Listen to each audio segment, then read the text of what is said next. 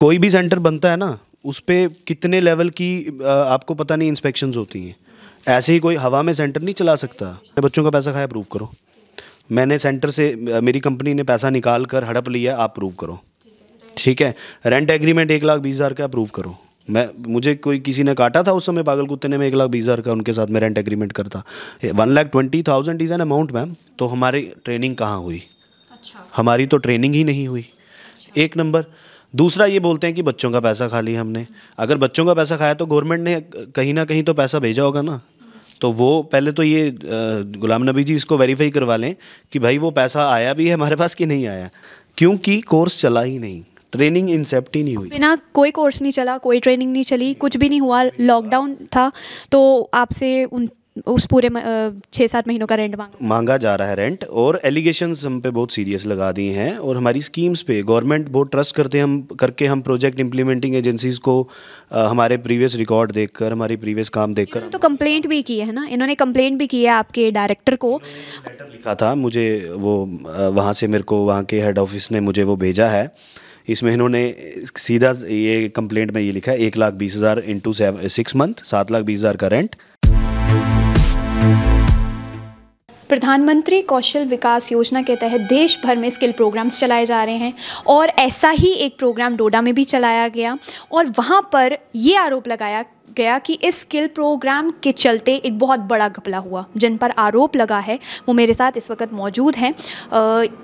ITRC एक company है जिसके रिप्रेजेंटेटिव्स हैं ये, मिस्टर इंदर जी इस वक्त मेरे साथ है, और इन पर ये आरोप लगाया गया है कि जिस स्किल के अंडर ये वहाँ पर ट्रेनिंग प्रोवाइड कर रहे थे, इन्होंने वहाँ पर एक तो बिल्डिंग का रेंट नहीं दिया, और जितना भी पैसा इस स्कीम के चलते बच्चों का आ रहा था, ट्रेनर्स का आ रहा था, वो सब ये पैसा इन्होंने हड़प लिया है, खा लिया है। तो आज इसी पर इनसे बात करेंगे। सबसे पहले तो सीधा सवाल आपसे यही करूँगी कि जिस स्कीम के चलते आप वहाँ पर ट्रेनिंग करवा रहे थे, आप पर यह आरोप लगाया गया है कि जिस बिल्डिंग में आप वहाँ पर ट्रेनिंग करवा रहे थे, वहाँ पर आपने एक तो रेंट नहीं दिया है, और जितना भी आपको सरकार की तरफ से पैसा आ रहा था इस स्कीम के चलते, वो सारा पैसा बच्चों का आपने खा लिया है, हड़प कर लिया है। सबसे पहले ma'am thank you so much कि मुझे ये मौका मिला आपसे आज बात करने का। कल हमारे पे काफ़ी सीरियस एलिगेशन लगे थे इस चीज़ के रिलेटेड। जहाँ तक ये क्वेश्चन है कि बच्चों का हमने ट्रेनिंग का पैसा खा लिया, तो सबसे बड़ी बात मैम ऐसा है कि जिस पर्पज़ से हम लोग डोडा में विज़िट करे थे, हमारा एक ट्रेड हमें अलॉट हुआ था, और उसमें टारगेट मिला था सीखो और कमाओ स्कीम के अंडर 240 कैंडिडेट्स अलॉटेड थे, और वो जो ट्रेड था that was medical laboratory technician, MLT करके। ठीक है, तो हमारी इसमें क्या होता है, हम कोई भी स्कीम को जब इम्प्लीमेंट करते हैं तो उसमें सबसे पहले ये होता है कि हमें उस पर्टिकुलर सेंटर की एक्रीडेशन करानी होती है, जो कि गवर्नमेंट ऑफ इंडिया करवाती है अपनी डिफरेंट एजेंसीज से। ठीक है, तो हमारा एक्रीडेशन का प्रोसेस हमारा स्टार्ट हो गया in the month of I guess February। तो February 2021, तो February 2021 में हमारा वो प्रोसेस स्टार्ट हुआ। एंड किसी कारणवश, क्योंकि क्या होता है कि जब भी कोई भी ट्रेड एक्रीडेट होता है तो उसमें एक इक्विपमेंट लिस्ट देखी जाती है पर्टिकुलर अपने जॉब रोल के। ठीक है, हमारा वहाँ पर क्या था कि एक इक्विपमेंट शॉर्ट था, उसकी हमारी वेरिफिकेशन फेल हो गई, और वो सेंटर हमारा मतलब इंस्पेक्शन में पास नहीं हुआ। मीनवाइल क्या होता है कि कोई भी जॉब रोल अलॉट किया जाता है वो सेक्टर स्किल काउंसिल अलॉट करता है। हमारा सेक्टर स्किल काउंसिल पड़ता था हेल्थ केयर का। हेल्थ केयर ने मीनवाइल क्या किया कि उस ट्रेड को ऑब्सलीट कर दिया। That trade was obsoleted. ठीक है, ऑब्सलीट होता है डिलीट करना। वो ट्रेड उन्होंने अपनी लिस्ट से वो ट्रेड बाहर निकाल दिया। जब वो ट्रेड रहा ही नहीं तो हमारी ट्रेनिंग कहाँ हुई? हमारी तो ट्रेनिंग ही नहीं हुई, एक नंबर। दूसरा, ये बोलते हैं कि बच्चों का पैसा खा लिया हमने। अगर बच्चों का पैसा खाया तो गवर्नमेंट ने कहीं ना कहीं तो पैसा भेजा होगा ना। तो वो पहले तो ये गुलाम नबी जी इसको वेरीफाई करवा लें कि भाई वो पैसा आया भी है हमारे पास कि नहीं आया, और अगर आया तो हमने कहाँ खर्चा है। तो फर्स्ट ऑफ ऑल ये चीज़ है, वो कह रहे हैं उनके पास प्रॉपर रिकॉर्ड्स हैं, उनके पास proper list. I would love कि अगर वो, मैं अप्रिशिएट करूँगा अगर वो ये सारे प्रूफ लेके आ जाएंगे कि जो ये टारगेट MLT में हमें अलॉट हुआ था उसके against we have withdrawal the payment. हमने कोई भी हमारी कंपनी को, हम तो कंपनी के रिप्रेजेंटेटिव हैं, कंपनी को कोई, जब मैं बता रहा हूँ आपको ट्रेड ही ऑब्सलीट हो गया, डिलीट हो गया, उस लिस्ट में नहीं रहा, वो सेंटर ही हमारा चला नहीं, एक्रीडेशन नहीं हुई। किस महीने में आपने ये प्रोग्राम शुरू करने का मतलब सोचा? हम लोगों ने फरवरी में इनको अप्रोच किया। बिल्डिंग ओनर को, क्योंकि हमें टारगेट अलॉट हो गया था। तो हम चाहते थे कि हम डोडा लोकेशन पे करें, क्योंकि वहाँ पर माइनॉरिटी के कैंडिडेट्स जो हैं वो ज़्यादा हैं और वो ओपन मार्केट है। अभी उधर इतना ज़्यादा इन्फ्लुएंस नहीं था इन चीज़ों का, अवेयरनेस बहुत कम थी। आई गेस एक ही सेंटर था हमसे पहले, तो हमें लगा कि वो अच्छा टारगेट हमारा वहाँ पे अचीव हो जाएगा और लोगों को जो हमें इसके बाद में रोज़गार देना होता है, प्लेसमेंट हमारा अच्छा हो जाएगा, स्कीम हमारी सक्सेसफुल हो जाएगी। बट अनफॉर्चुनेटली मैंने आपको उसका एक वैलिड रीज़न बताया, and this is all documented and this is. आपका जो पीछे से जो प्रोजेक्ट था वो टोटली डिलीट हो, वो ये स्कीम के तहत ये जो हमें पर्टिकुलर जॉब रोल अलॉट हुआ था वो डिलीट हो गया। तो हमारे जो भी हमारे उधर बच्चे हमने, क्योंकि हमें नेचुरली बच्चे मोबिलाइज़ करने होते हैं, उनकी कोई भी हमारी एमएलटी से रिलेटेड मुतल्लिक कोई भी आज तक क्लास वहाँ नहीं हुई। जब ट्रेड ही नहीं चला, जॉब रोल हमारा सेंटर ही एक्रीडेट नहीं हो, तो हम वहाँ पे क्लास कैसे चलाते हैं? तो क्लास ही नहीं चली, तो फिर ये कैसे कह सकते हैं कि हमने उस बच्चे के अगेंस्ट पैसा निकाल दिया? तो पैसा निकाला है तो गो फॉर एन RTI, आप डिपार्टमेंट से पूछिए। पर उनका तो कहना है कि 21 मई 2021 तक का आपका जो रेंट है वो पेंडिंग है। देखिए मैम, ऐसा है कि पहली बात तो इनका होमवर्क थोड़ा सा गलत हो गया। 23 अप्रैल को लॉकडाउन लगा था, ठीक है मैम। हमने जो सेंटर को ऑपरेशनल सिस्टम में लाया वो लाया इन the month of April only, ठीक है। उसके लिए हमें कुछ स्टाफ भी हायर करना पड़ा था वहाँ पे, वो बेसिकली हमने नहीं किया था, वो दैट्स अ स्टोरी, हम बीच में आएंगे भी उस पर। वो कुछ लोगों ने वहाँ पर 23 दिन तक काम किया, उसके बाद लॉकडाउन लग गया एंड वो लोग आप ही ने हायर किए। वो हमने एक किस्म से फ्रंट फेस होकर उन लोगों को इनके लिए हायर किया था, गुलाम नबी जी के लिए ही। क्योंकि ये शायद भूल गए हैं कि जब फरवरी में जो एक ऑलरेडी वहाँ पे एग्जिस्टिंग सेंटर था, उनके साथ इनका कोई इशू चल रहा था रेंट को लेके, इन्होंने जिक्र किया है वो रमन जी का कठुआ से। तो वो हमें बोलने लगे कि देखिए हमें पिछला रेंट नहीं मिला अभी उनसे, तो हम आपको नए लोगों को कैसे दे दें। तो मैंने उनको हमने बीच में एक एज अ वेल विशर हम लोग इन लोगों को अप्रोच किया, जो जिस कंपनी का वहाँ पे सेंटर चलता था। हमने उनको बोला, उनके रिप्रेजेंटेटिव मिस्टर फैजिल हमारी गुडविल पे यहाँ आए, हमने उनको डोडा में ऑन टेबल बिठाया, उनकी कुछ आपस में सेटलमेंट हुई कि ठीक है सर 5 लाख रुपीज़ तक हम आपको जो आपका पिछला पेंडिंग है कंपनी विल पे यू, ठीक है। तो उसमें से उन्होंने जाते ही तुरंत उनको फरवरी मंथ में ही 2 लाख रुपया ट्रांसफ़र बैंक, जिसका उन्होंने जिक्र भी किया है, ठीक है। एंड वो 2 लाख के बाद में गुलाम नबी जी को हम बोलते रहे कि सर आप इनके साथ में एक डायरेक्ट टाई अप कर लो, अपना एग्रीमेंट कर लो और आप इनके साथ काम करो, बहुत अच्छा प्रोस्पेक्ट है, एक अच्छा विज़न है, लोगों को यहाँ रोज़गार वाले कोर्सेज़ मिलेंगे। हम भी कर रहे हैं, अपनी कंपनी को लेके आए हैं, आपकी तो बिल्डिंग में मतलब 4 चांद लग जाएंगे, तो बड़ी बिल्डिंग थी इनकी, नो डाउट। तो बोले ठीक है, ऊपर नीचे बातें होती रही। मीनवाइल हम अपने एक्रीडिटेशन प्रोसेस में बिजी हो गए, ठीक है। तो हमने इनको स्टाफ, जैसे इन्होंने कुछ लोग लाए, हमने इनकी हेल्प की, उसमें हम एज अ हेल्पर वहाँ पर एक किस्म से थे कि चलो। तो आपने इनका सेटलमेंट कराया कि जो आपका पिछला पैसा इनके साथ पेंडिंग है वो आप आपस में देकर एग्रीमेंट कर लें, तो हाँ। और हमने बोला कि आपको भी आगे आने वाले टाइम में यहाँ पर मतलब अपना करना, ठीक है। अब शायद उन्होंने इस चीज़ को किस लिहाजे से लिया वो मुझे समझ नहीं आया। एंड सेकंड बात ये आती है कि देखिए हम किसी और विज़न के साथ जाते हैं वहाँ पे, अनफॉर्चुनेटली लॉकडाउन जैसी सिचुएशंस आ जाती हैं, सेंटर एक्रीडेट नहीं होता। मीनवाइल क्या होता है, मेरी आज उस कंपनी से भी बात हुई है, उन्होंने मेरे को आज एक मेल भी भेजा है कि जो टारगेट वो कंप्लीट करना चाहते थे पुराने अपने सेंटर का, जहाँ पर वो प्रधानमंत्री कौशल केंद्र था, NSDC जो सैंक्शन एजेंसी होती है जो ये प्रोजेक्ट्स को अलॉट करती है, NSDC ने उनको प्रॉपर मेल भेजा, I guess in the month of April ही भेजा, 22-23 अप्रैल को ही कुछ ऐसे मेल आई, आई विल शो यू। उन्होंने सिंपली ये लिख दिया है कि your target has been revoked, your admissions they stand cancelled, ठीक है। तो उसमें तो ये सवाल ही पैदा नहीं होता, जब डिपार्टमेंट या गवर्नमेंट स्ट्रेट अवे किसी प्रोजेक्ट को कैंसिल कर रही है तो कहाँ से पैसा निकालेंगे, किसका पैसा हमने खा लिया। तो पहले वो प्रूव करें ना कि अगर हमने पैसा खाया है तो निकला है ना, तो वो निकला तो ये प्रूव करके दिखाएं पैसे को। अगर डिपार्टमेंट है, मिनिस्ट्री ऑफ माइनॉरिटी अफेयर्स हमें देता है पैसा, तो भाई आप पता करें ना कि हमारी कंपनी को। आपने वहाँ पर प्रोग्राम चलाया ही नहीं अपना, तो फिर रेंट पे तो ये भी कहा गया है कि आपका और गुलाम नबी जी का एग्रीमेंट हुआ है जिसमें आपने खुद कहा कि आप हर मंथ उनको एज अ रेंट 1,20,000 पे करेंगे। मैम 1,20,000 रुपया तो मेट्रो जैसी वो एग्रीमेंट होगा आपके पास? मैम एग्रीमेंट हुआ ही नहीं हमारा आज तक उनके साथ किसी चीज़ को लेके। हम बोलते रहे कि सर यू वो ड्राफ्ट, फिर कह रहे हैं कि हमारे पास सारा प्रूफ है, रिकॉर्ड डॉक्यूमेंट सब। आप लेके आए, उनको बोलें एक एग्रीमेंट लेके, उसकी कॉपी होगी ना उनके पास, मेरे पास तो नहीं है।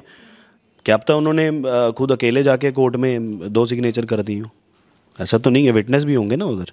कोई भी एग्रीमेंट होता है वो प्रॉपर वे में होता है ना, नोटराइज्ड होता है या जज के सामने एग्रीमेंट होता है, या उसको कोई मैजिस्ट्रेट लेवल की अथॉरिटी उसको साइन करके देती है, स्टैम्प साइन करके देती है। ऐसा तो नहीं है ना। यानी आपकी कोई उनसे बात नहीं हुई? ये रेंट 1,20,000 मेरा उनके साथ नहीं हुआ। ये सब इन्होंने आपकी क्या बात? फेक एलिगेशन लगाए हैं। जब हमने उनको अप्रोच किया था तो हमने उनको ये बोला था कि देखिए कोई भी बड़ा बिजनेस करना हो, we obviously look for some investors also, है ना। तो हमने उनको ये बोला था कि सर आप देखिए, अगर आपको अच्छा प्रॉस्पेक्ट लगता है हम लोग इसको मिलके काम को चलाएंगे। एंड ही एग्री, ठीक है अंदर जी हम मिलके करेंगे। मतलब मिलके क्या करेंगे वो अभी हमारा आपस में उनके साथ कोई बातचीत नहीं हुई थी, क्योंकि situation with you as an investor kind of you can say, because उनका बिल्डिंग था, अच्छी बिल्डिंग थी, हमें अच्छा लगा और हमें लगा कि, और हमें ये प्रोजेक्ट रेजिडेंशियल पर्पस। आपने बिल्डिंग की बात की तो उन्होंने ये भी कहा कि सारा सामान उनका था, सब कुछ उनका था, वहाँ पर इक्विपमेंट सारे उनके थे। मैं बताता हूँ आपको, मेरी कल ही रमन जी से बात हुई तो उनका ये कहना है कि जो पुराने उन्होंने जो कोर्स वहाँ पर 5 ट्रेड चलाए हैं, रमन जी का कहना ये है कि मैंने वहाँ से एक भी सामान नहीं उठाया। वो मशीन्स जो भी उनके, यानी ये जो इक्विपमेंट जो वो कह रहे हैं कि वो सारे उनका, अंदर मटेरियल सारा उनका पड़ा हुआ है, वो उनका नहीं है, वो जो पिछले वाले ओनर हैं उनका, सॉरी पिछले वाले जो रेंट वाले, हाँ उनका। प्लस जो एमएलटी का सामान है, रीएजेंट्स हो गए, किट्स हो गई, या जो भी उसमें हमारी लिस्ट होती है, वो सारा सामान हमने यहाँ जम्मू गांधीनगर से खरीदा। आई have got the bills also, ठीक है। तो अभी होंगे आपके पास? इस समय मेरे पास नहीं होंगे, मेरे ऑफिस में मेरी अकाउंट फाइल में होते हैं। I can show that also, ठीक है। वो बिल्स हमारे पास पर्टिकुलरली रहते हैं, बिकॉज हमें भी आगे अपनी अकाउंटेबिलिटी देनी होती है। तो वो सारी चीज़ें हमारे पास में हैं, अवेलेबल हैं। तो ऐसा कुछ भी नहीं है कि ये जो जिस लेवल के हमारे पे एलिगेशन ये पुट कर रहे हैं कि हाँ हमने इनके साथ 1,20,000, आप खुद सोचिए मैं डोडा ऐसी जगह में 1,20,000 रुपये का रेंट चलता है। फिर ये बोल रहे हैं कि 4 साल से मेरी बिल्डिंग ऐसी खाली रही। जब हमने इनको फरवरी में अप्रोच किया, वहाँ पर एक ऑलरेडी एक कोचिंग सेंटर चल रहा था, कश्मीर बेस्ड किसी बंदे ने खोला था जो ये JEE और नीट की कोचिंग कराते हैं, वो चल रहा था, वो ऑलरेडी वहाँ पे चल रहा था। अब हम कैसे मान लें कि सर आपकी बिल्डिंग खाली पड़ी है? अगर वो चल रहा था तो ऑब्वियसली आपने कोई ना कोई रेंट एग्रीमेंट तो उनके साथ भी किए होगा। तो अब ये सीरियस एलिगेशन हमारे पे पुट कर देना कि हमने इनका 12 लाख रुपए देना है। किस चीज़ का 12 लाख रुपए? शो अस सम अकाउंटेबिलिटी। हाँ, मैंने जहाँ तक आपको बोला कि जो पुराने कोर्स में हमने इनकी हेल्प की थी, वो स्टाफ हमने इनको हायर करके दिया था, वो स्टाफ हमारे टच में रहा काफ़ी। गुलाम नबी जी ने तो ये भी कहा कि जो बच्चे हैं उन सब का भी पैसा, जो उनको स्टाइफंड आता है 1500 जो मिलता है उनको स्किल के तहत, आपने वो भी खा लिया, और जितना भी पैसा पीछे से आता था वो सारी पेमेंट्स आपने निकाल के अब आपका जो उधमपुर में एक और सेक्टर है आप वहाँ पर शिफ्ट करते रहे। बताता हूँ आपको कि इनके एलिगेशन के हिसाब से कि हमने स्टूडेंट का स्टाइपेंड भी खा लिया। स्टूडेंट का स्टाइपेंड जो होता है ना मैम, वो एक पर्टिकुलर पोर्टल होता है PFMS, उसके थ्रू बच्चे के बैंक अकाउंट में जाता है, बच्चे के बैंक अकाउंट में जाता है। I repeat again this thing, not I cannot withdraw that payment, he cannot, you cannot. Suppose XYZ student is studying in my center, अगर वो एंटाइटल है उस स्टाइपेंड के लिए तो वो मेरे अकाउंट में नहीं जाएगा, उसी के अकाउंट में जाएगा। लेकिन फिर बात घूम फिर के वही, उनका यही कहना था कि आपने बहला फुसला कर जो बच्चों के साथ बात वगैरह करके, मतलब इस बारे में नहीं, स्टाइपेंड के बारे में नहीं, आपने उनसे मतलब अच्छे खासा उनके साथ एक मतलब रिलेशन बनाकर, तो मतलब फिर आपने वो जो पैसा है वो सारा आपने अपने मतलब खींच लिया सारा। फिर ऐसा है ना, फिर बच्चे के अकाउंट में पैसा गया, कभी तो गया होगा ना। फिर बच्चे ने मुझे दे दिया, तो बच्चा दिखाए ना उसको किस उस पर्टिकुलर डेट में वो ट्रांजैक्शन हुई है उस स्टाइपेंड की। नहीं हुई होगी ना, क्योंकि कोर्स चला ही नहीं, ट्रेनिंग इंसेप्ट ही नहीं हुई। बिना कोई कोर्स नहीं चला, कोई ट्रेनिंग नहीं चली, कुछ भी नहीं हुआ, लॉकडाउन था, तो आपसे उस पूरे 6-7 महीनों का रेंट मांगा जा रहा है रेंट, और एलिगेशंस हम पे बहुत सीरियस लगा दिए हैं। और हमारी स्कीम्स पे गवर्नमेंट बहुत ट्रस्ट करते हैं हम प्रोजेक्ट इंप्लीमेंटिंग एजेंसीज को हमारे प्रीवियस रिकॉर्ड देखकर, हमारी प्रीवियस काम देखकर। तो कंप्लेंट भी की है ना इन्होंने, कंप्लेंट भी की है आपके डायरेक्टर को। लेटर लिखा था मुझे, वो वहाँ से मेरे को वहाँ के हेड ऑफिस ने मुझे वो भेजा है इसमें इन्होंने सीधा ये कंप्लेंट में ये लिखा है 1,20,000 इंटू 6 मंथ, 7,20,000 का रेंट, ठीक है। फिर इन्होंने कुछ स्टाफ के नाम लिखे हैं, ठीक है, जिसमें कुछ नाम मैंने, आपकी तरफ से कितने लोग वहाँ पे काम कर रहे मुझे लगता है कि एक हमने सेंटर हेड लड़का रखा था हिदायत, एक वो था, एक लड़की थी। हैं? आपके पास वो लिस्ट होगी बच्चों की? मेरे पास में, मेरे को नाम याद है, मैं बताता हूँ आपको। एक सेंटर हेड था हमारा, एक हमारे पास में एक काउंसलर लड़की थी जिसको हमने सिर्फ शायद वही 20-25 दिन उसने हमारे साथ काम किया। एक स्वीपर थी वहाँ पे, ठीक है, वो थी। और हमारे पास में आई गेस 2 लड़कियाँ और थी, 5 से 6 लोग होंगे। हाँ, उन लड़कियों का नाम नहीं डाला इन्होंने इस लिस्ट में, इन्होंने अपने नाम प्लॉट करके डाल दिए हैं। और आई डोंट नो कि वो इनके मन में क्या चल रहा है, ये क्यों ऐसा कर रहे हैं। अगर वैसा कुछ होता, और more over I am telling, तो स्किल पर ही कह दिया कि ये जो पूरी स्किल चलाया जा रहा है सेंटर की तरफ से, यही पूरा घोटाला है, इसी के अंडर घोटाला किया जा रहा है। बताता हूँ, कोई भी चीज़ होती है ना, वो फैक्ट्स एंड फिगर्स पे होती है। अगर इनको लगता है कि इनके डोडा में इस लेवल पे कोई हम लोगों ने ऐसा कुछ घोटाला किया है या कोई ये स्कीम ख़राब चल रही है, तो इनके पास किसी लेवल पे कोई ना कोई प्रूफ होगा। क्या हमारा बच्चा आज तक ट्रेनिंग करके उसको प्लेसमेंट नहीं मिला, या बच्चे के अगेंस्ट पैसा निकाले, या हमने बच्चे स्किल इंडिया पोर्टल पे चढ़ाया। अभी इन्होंने एक एलिगेशन मुझ पे लगाया था कि आप इधर का बच्चा डालते हो रामबन से उधमपुर में, उधमपुर से चनैनी में डालते हो। और जनाब, आप पढ़े लिखे आदमी हो, you are reputed retired officer. आप ये सोचो कि हमारा कोई भी बच्चा जब एनरोल करते हैं हम लोग, वो बच्चा सबसे पहले एनरोल होता है स्किल इंडिया पोर्टल पे। इफ़ अरुण सिंह और Inder Batra has taken admission in a particular centre, मैं सेम लेवल पर पैरेलल दूसरे सेंटर में जाके एडमिशन ले नहीं सकता, क्योंकि पोर्टल उठाएगा ही नहीं। All admissions are Aadhaar based. अगर मैं स्किल इंडिया पोर्टल पे अब मैं अपना सबसे पहले आधार कार्ड डालूंगा, मेरी पूरी डिटेल आ जाएगी। वो एक पर्टिकुलर लेवल पर वो शो करता है कैंडिडेट ऑलरेडी एग्जिस्ट।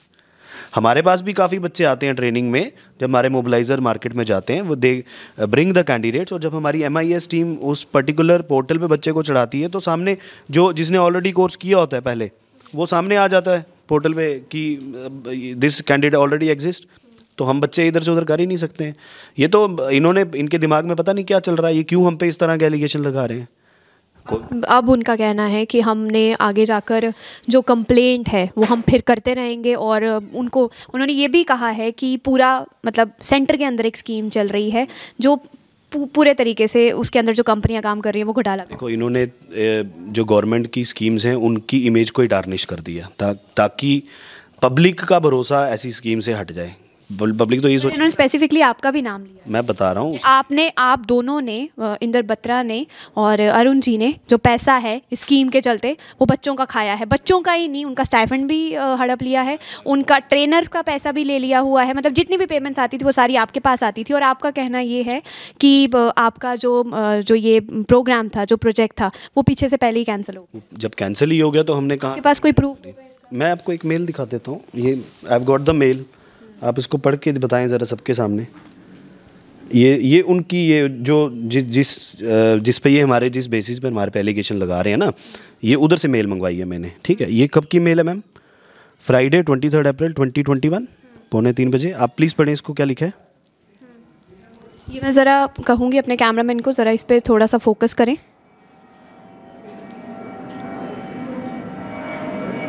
आप बता दें। इसमें मैम ये लिखा है, this is to inform you that that the target allocated to the particular center shall be revoked with immediate effect and batches shall be cancelled। ठीक है, this is in pursuance to the adverse centre monitoring, जो भी उनका report उन्होंने department ने, ये हमारे से रिलेटेड नहीं है। ये जिन्होंने जिन पर ये जिनका नाम लिया, जो लोग पहले वहाँ पे काम करते थे, ये उनसे मुतल्लिक है कि उनके हिसाब से कि हमने वो टारगेट भी हमने ही चलाया, सारा कुछ हमने ही किया, उनका पैसा भी हमने ले लिया। जबकि जब NSDC ने उस टारगेट को रिवोक कर दिया, जहाँ तक हम जिस कंपनी को हम रिप्रेजेंट करते हैं, बिकॉज अब ये ऐसा उलझन पड़ गया है कि लोग सोच रहे हैं कि हम पता नहीं कितनी कंपनीज के साथ काम कर रहे हैं। ऐसा कुछ नहीं है।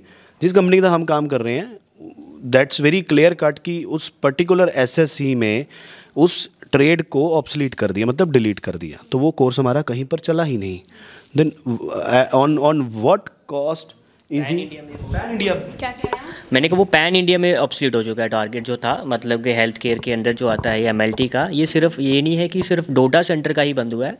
बेसिकली ये बड़ा कोर्स था, साल का कोर्स होता है, तो इसलिए हेल्थ केयर एसएससी ने इसको क्या है ऑब्सोल्यूट कर दिया। तो ये सिर्फ डोडा सेंटर के लिए नहीं ऑब्सोल्यूट हुआ है, अब इन फ्यूचर ये पैन इंडिया कहीं पे भी एसएससी के अंदर या एनएसडीसी के अंदर ये कोर्स नहीं आएगा। यूनिवर्सिटी लेवल पर government will bring it up to university level.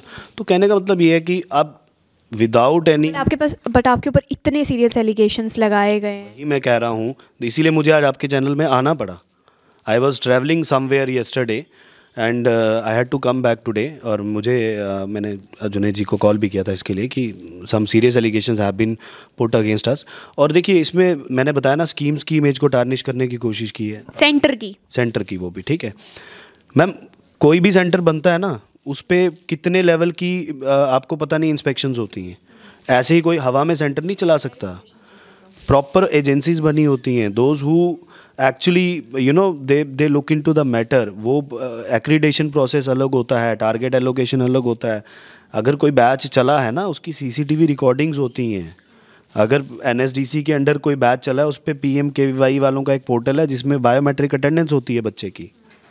ऐसा थोड़ी है कि हवा में ही सब कुछ चल गया तो हमने पैसा निकाल दिया। वो ऊपर गवर्नमेंट का बेवकूफ़ बैठी है, एनएसडीसी बेवकूफ़ है जो इन एजेंसीज़ को हायर करके रखा है इंस्पेक्शन करने के लिए। स्कीम्स के अपने प्रोटोकॉल होते हैं, एसओपीज होते हैं। पिछले वाले ओनर पे भी ये लगाया गया है कि पहले उन्होंने 6 महीने का रेंट नहीं दिया, उसके बाद 2 साल के बाद वो वापस आए, जैसे आपने कहा कि आपने सेटलमेंट करवाने की कोशिश की। जो पहले हमने सोचा कि देखो हमें बिल्डिंग चाहिए, जिस लेवल पे हमें बिल्डिंग चाहिए थी वो इन्हीं की मीटअप हमारे अपने पैरामीटर्स के साथ मीट कर रही थी। लेकिन हुआ ये कि अब उन्होंने बोला कि उन्होंने पैसा नहीं दिया। ठीक है, होता है, पैसा नहीं दिया होगा। हमने उनको अप्रोच किया, वो हमारी गुडविल पे आए यहाँ पे, उन्होंने उनको पैसा भी ट्रांसफ़र किया। सम हो उस कंपनी ने इसलिए सोचा पैसा कि चलो हमारा आगे काम चलेगा, लेकिन हुआ यूँ कि उनका टारगेट ही कैंसिल हो गया, तो उन्होंने स्कीम को बंद कर दिया वहाँ पे। ठीक है ना, तो उसमें अब ये हमारे को इन्वॉल्व करेंगे तो गलत बात है ना। अब आपका अगला स्टेप क्या होगा? देखिए ma'am, we both have been you know they he has tried to tarnish the image. मेरी उस चीज़ को पब्लिसाइज कर दी है।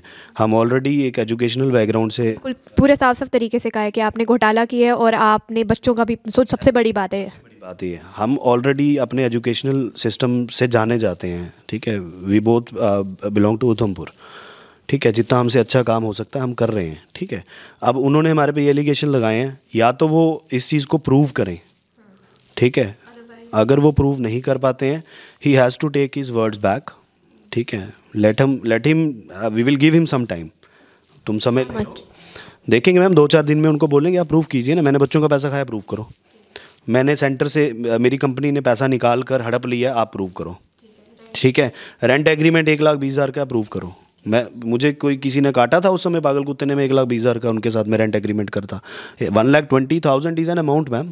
ही इज़ पुटिंग वेरी, मैं कहता हूँ ऐसा एक्सपेक्ट ही नहीं किया था। It's a pure black mailing now, pure black mailing. कभी कंपनी को कोई फ़ोन आया आपका? कोई फ़ोन आया उनका? मुझे अभी काफ़ी देर से मेरी उनके साथ कोई बात नहीं हुई। बीच में उन्होंने मुझे 1-2 बार कॉल किया, तो I had some medical emergencies with at my family, I could not talk to him. मैंने उनको फ़ोन पे बता दिया था, so I was busy there. ठीक है, और उसके बाद हमारी कोई बात जब, ठीक है, स्टाफ जो बात, जहाँ तक स्टाफ की बात है हमने बोल दी है भाई। ठीक है, हम आगे होकर हमने आप लोगों को वो स्टाफ को हायर किया था, जो उनका 23 डेज़ का जो भी पैसा बनेगा या 1 मंथ का, अगर वहाँ से कंपनी वाले नहीं देंगे, हम वी विल पे दैट। कोई दिक्कत नहीं है, जो भी स्टाफ इन्होंने लगाया था वो हम we can also pay that. That's not a very big amount की that we can not pay. But इस तरह से एलिगेशन लगाना और हमारी इमेज को टार्निश किया पब्लिकली, डेफिनेटली हमारा, हाँ, मेरा पर्टिकुलरली मेरा नाम लेकर और ये बताया इधर के बच्चे उधर, मतलब उनके मन में क्या चला, हेरा फेरी, कोई मजाक थोड़ी चल रहा है, इधर का उधर, उधर का इधर, इधर का उधर। तो ये तो सब बेवकूफ़ी वाली बातें हैं। डेफिनेटली हम इसके में कोई ना कोई लीगल एक्शन लेंगे।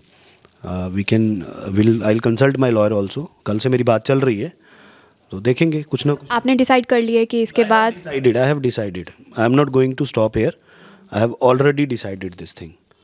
सो उनको भी करने से पहले सोचना चाहिए था ना, वो कर क्या रहे हैं। ठीक है, आपका किसी के साथ मैटर है, आप उसके साथ मैटर सॉल्व करो।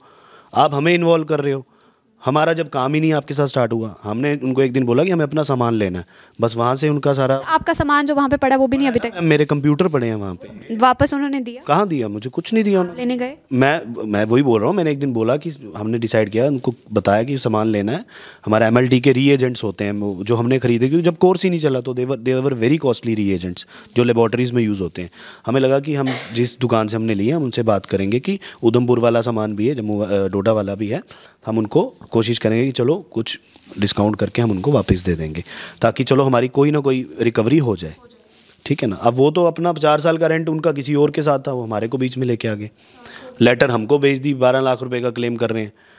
तो जहाँ इन्होंने कंप्लेंट की है वहाँ पर सुनवाई क्यों नहीं हुई? इनके पास कोई तो फैक्ट होगा ना, दिखाएं अपना, कोई भी फैक्ट दिखाएं। मैंने घोटाला किया, कोई फैक्ट फिगर होगा इनके पास में? इंक्वायरी बिठा दो, बिठाओ ना आप, मैं तो बोलूँगा उनको इंक्वायरी बिठाओ।